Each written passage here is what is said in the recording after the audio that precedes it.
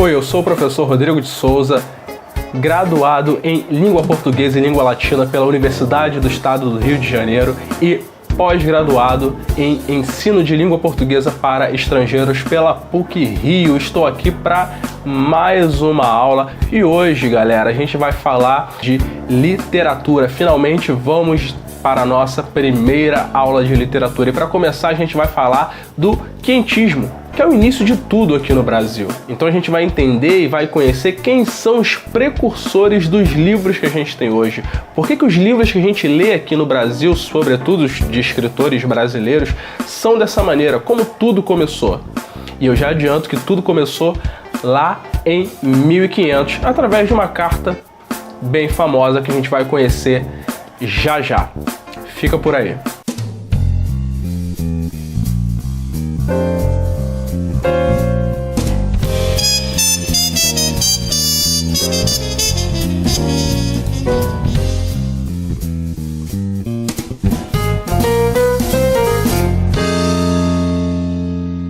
Então, mais uma vez, boa noite, tudo bem?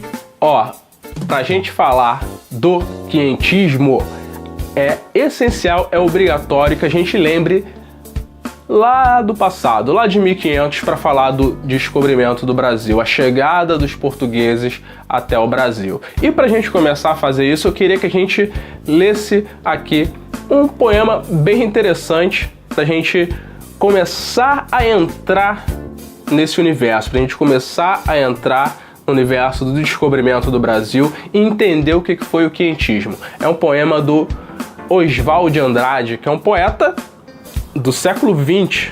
A gente pensa, não tem nada a ver com 1500, mas tem sim. Olha só o que ele escreve. Acompanha aqui do lado. O nome do poema é Erro de Português e não tem nada a ver com gramática. Olha só, ele diz: quando o português chegou, debaixo de uma bruta chuva, vestiu o índio.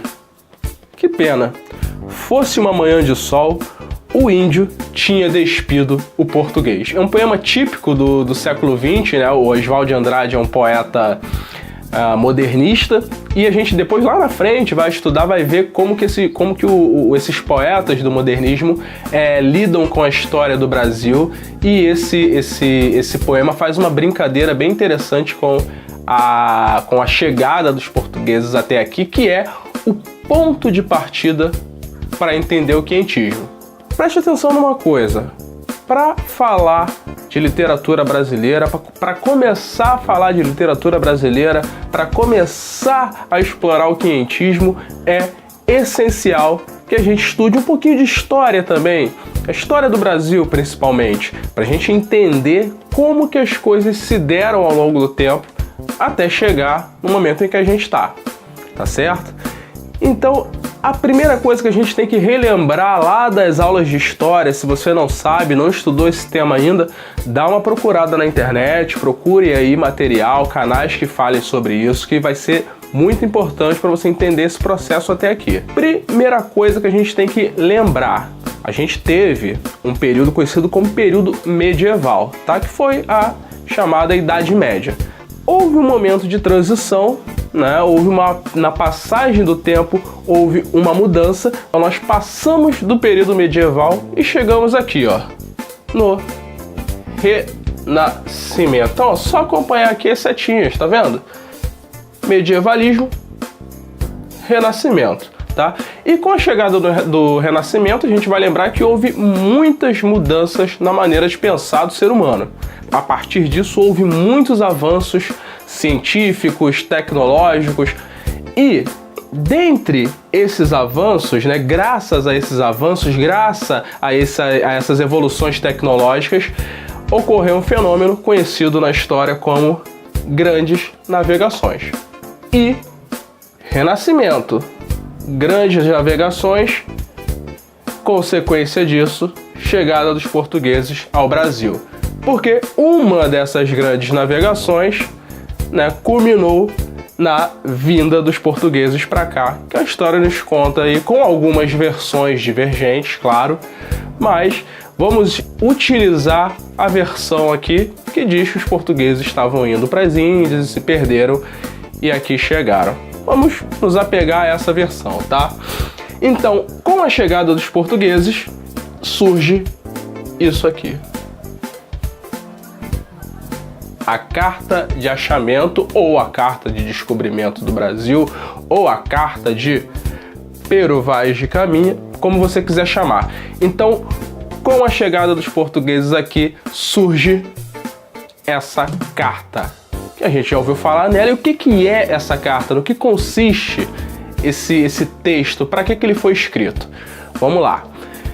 Chegaram os portugueses aqui, começaram a explorar a terra e entre os portugueses que aqui estavam, existiram alguns que estavam encarregados de mandar mensagens para o rei de Portugal para dizer o que estava acontecendo, relatos de viagem, né?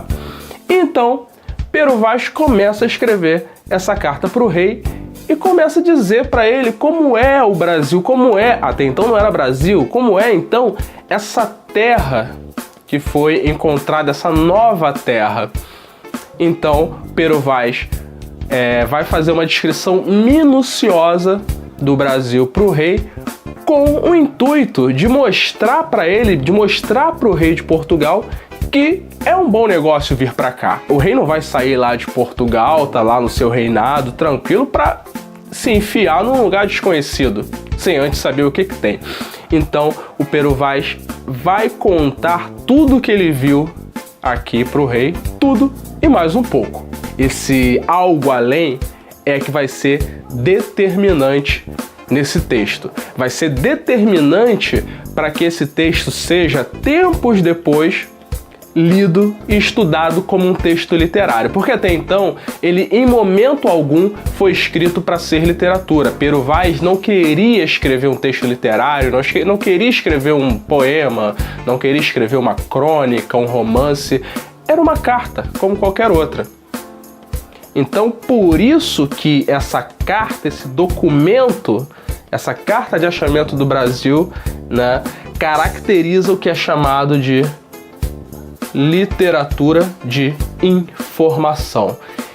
Essa última expressão aqui embaixo é essencial para a gente entender o quientismo.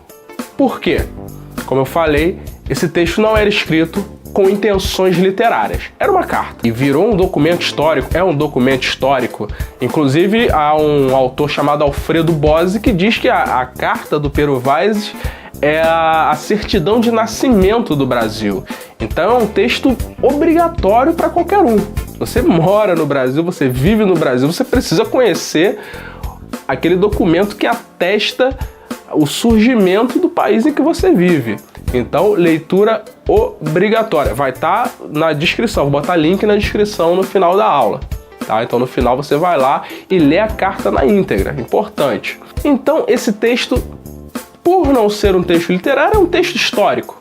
Ele foi escrito para descrever o Brasil e se tornou ao longo do tempo um texto histórico. Mas por que a gente estuda esse texto na aula de literatura?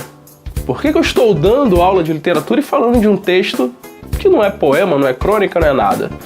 Então vamos entender o seguinte. O Pero Vaz era muito habilidoso, um escritor muito bom. E teria que ser bom mesmo para conseguir descrever o Brasil com suas particularidades, as suas complexidades, descrever muito bem esse Brasil com palavras. Isso é muito difícil, você tem que ser muito bom para conseguir fazer isso, e ele conseguiu de uma maneira bem interessante.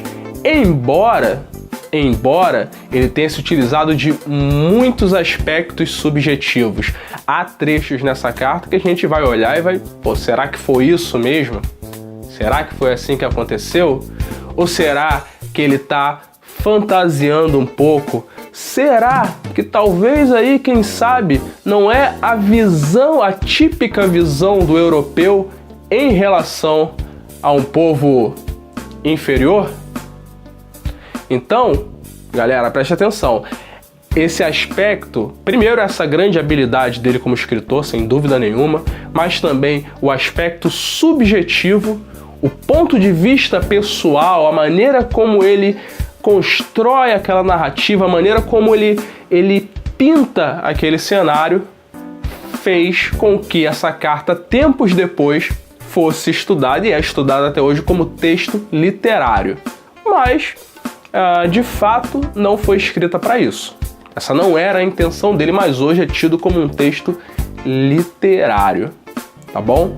Então, essa carta de Pero Vaz compõe a chamada literatura de informação, que não é só a carta, tem mais texto que a gente vai ver daqui a pouco. Até aqui não há literatura, não há na verdade, não há uma corrente literária, não há uma escola literária como o romantismo, o modernismo. O que existe aqui, na verdade, é uma carta, mas que por vários motivos, hoje em dia a gente encara como literatura, como a certidão, que também é a certidão de nascimento do Brasil, tá? Então a gente precisa, vou voltar aqui rapidinho, seguir essa trilha aqui para entender como isso começa. E na próxima aula a gente vai entrar nessa carta, a gente vai ver o conteúdo dessa carta, vai ver o que tem ali, o que causou, o que Pero Vaz utilizou para que essa carta tivesse tanta repercussão. Inclusive mais repercussão do que outras cartas que também foram escritas para o rei. Mas a dele, talvez aí a mais importante, por isso hoje a mais conhecida. Então a gente vai na próxima aula analisar alguns pontos que eu separei aqui, que eu considerei mais importantes dentro desse texto. Vou esperar você aqui na próxima aula para a gente ler essa carta de fato. Para encerrar, eu só queria avisar que eu não vou mais colocar os quadros lá no Instagram, como eu costumava fazer. Eu vi que não dá muito certo, não é a melhor opção. Se vocês tiverem aí uma alternativa melhor, eu posso aceitar a sugestão. Mas por enquanto a gente vai fazer como no vídeo anterior, a aula passada. Vou dar aquele momentozinho para o print, então vou me afastar um pouquinho, você vai tirar print da tela, tá certo? Que aí você vai ter um quadro já completo, tudo numa foto só, fica legal para você estudar depois aí por conta própria, tá bom? Então agora sim, ó, vou ficar por aqui, um beijo para você que ficou aí até agora, não se esquece de se inscrever no canal, curtir e compartilhar essa aula. Tchau!